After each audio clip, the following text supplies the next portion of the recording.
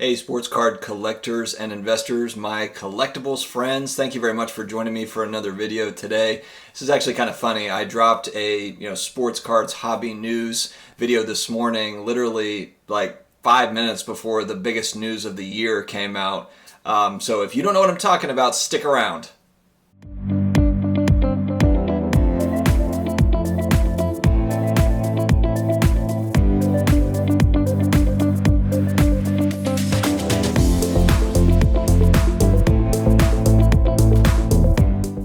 Hey guys, welcome back. I appreciate it. I know that I had a video come out this morning about the news, but I had to follow it up. We had some really big news, some breaking news that happened this morning, and I just have to talk about it. It's essentially PSA is being bought out by private investors led by Nat Turner. Now, before we get into all of it, please subscribe if you have not already. If you're new here, I put out daily content. I've got these wicked paintings back here. You have to tune in every day for the paintings at least. My mother-in-law made these for me. She's an artist. So, guys, we talk about all the fun stuff, all the good stuff, whether it be sports cards or graded action figures or graded video games, all of the fun collectible stuff. Yeah, we talk about stocks, bonds, real estate, and kind of the traditional investments sometimes, but it's the alternative investments that are the most fun. So stick around. We are going to come out with consistent videos every single day, so subscribe, hit that notification bell so you know exactly when a new one comes out.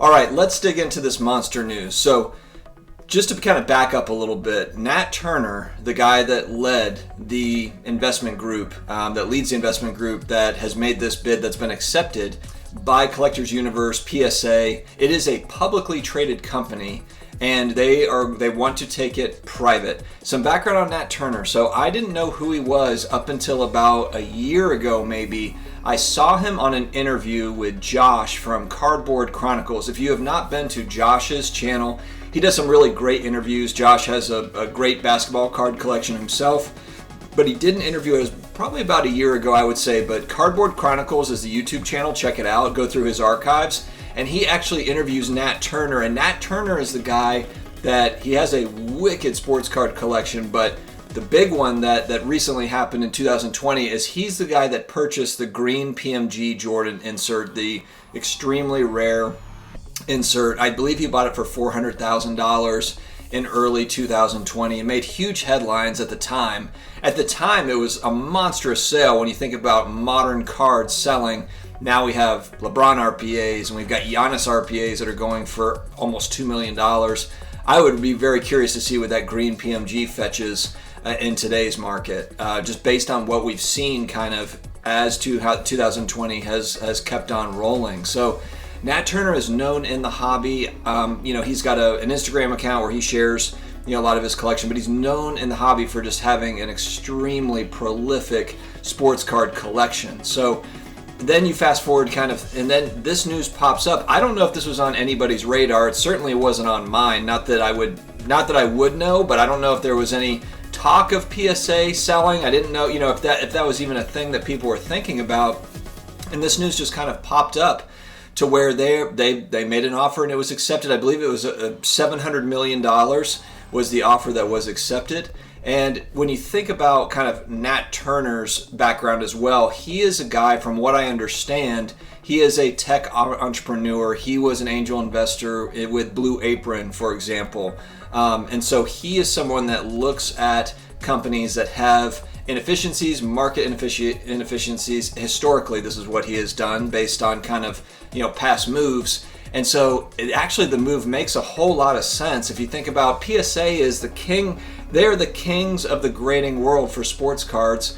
And even though the turnaround times are so bad, everyone's waiting forever to get their cards, people still go to PSA, and a lot of it is that name recognition, and it's the resale value that PSA offers in exchange or in comparison to SGC and BGS, etc. And now you see BGS is dealing with fake slabs. I understand PSA also has similar issues from the past, but BGS is facing that right up front right now. It's something that they're dealing with and trying to figure out how to manage. SGC has been trying to climb that ladder, but they just can't seem to get over the hump. I remember, when everything shut down earlier in the year, SGC was the one that stayed open, and that was their time to make their move, and it just didn't quite happen. They got a zillion orders.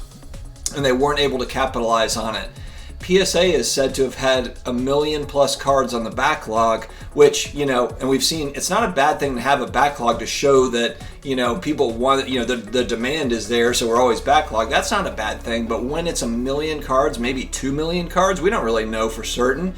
That shows more of operational inefficiencies. And so what should we expect big picture? I think I've seen a lot of reactions on social media, and it's prices are going to go up, prices are going to skyrocket now. I don't really think that that's the case. I don't know, obviously, but also look, here's the other part. Time is money in investing. Time is money with everything. It's the one finite thing that we can't get more of on the planet is time. But when you think about sports cards and turnaround times and buying and selling cards, the big issue right now for people being able to make those transactions happen is wait times with the grading companies. Yeah, pricing is a part of that. Prices going up sure doesn't help, but the real problem is the time. It's waiting 3 months, 6 months, 12 months to get your cards back. And so would you pay an extra $5, $8 a card if you got your cards back in 30 days, or if you picked like a certain service, you knew that you were going to get it back at that point? Probably. You probably would. If I knew that I was going to get, if 5-day service meant 5-day service and 30-day service meant 30-day service, 90 days was 90 days and it was cheaper, etc., and you knew that you were getting it back, it would kind of change the dynamic a little bit. The problem right now that a lot of people are facing is we just don't know. It's kind of like estimated wait times. It's like being in line at Disney, and it's the estimated wait time is 2 hours, but it might be 90 minutes or it might be 4 hours. It's an estimated wait time to get on the roller coaster. I'm not interested in that. I want to know how long it's going to take. So, I think that, my big takeaway from it, I'm sure there's probably pros, cons, positive, negatives, just like there is with anything. I'm excited by this move because I don't think that things can get much worse as far as PSA goes, as far as their turnaround times. I don't think they have enough operating capital that at least, not that they don't have enough operating capital, enough capital that they're willing to kind of put towards these advancements. To me, this looks like from the outside pure speculation. I do think there will be additional capital really put in, serious capital to put in on top of the acquisition numbers to actually make things faster. And I don't know if it's robotic grading or if it's just, structurally the infrastructure piece of your cards arrive and a robot handles it, takes it away, have more of a conveyor belt type system, some better system that they have now. And look, I'm not a big grading person.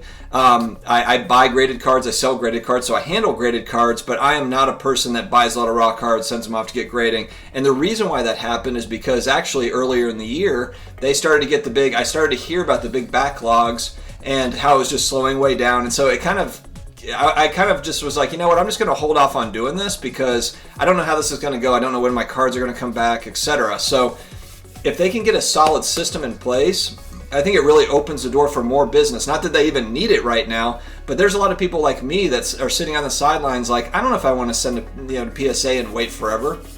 So there's so many moving parts with this, but I do expect innovation faster with this acquisition. Now, with that being said, it's going to take months for this whole thing to even conclude anyway. They said, I think, in the press release that it'll be first quarter before it's actually finalized. It's going to be 3-4 months before you even see any sort of movement on anything, I don't believe.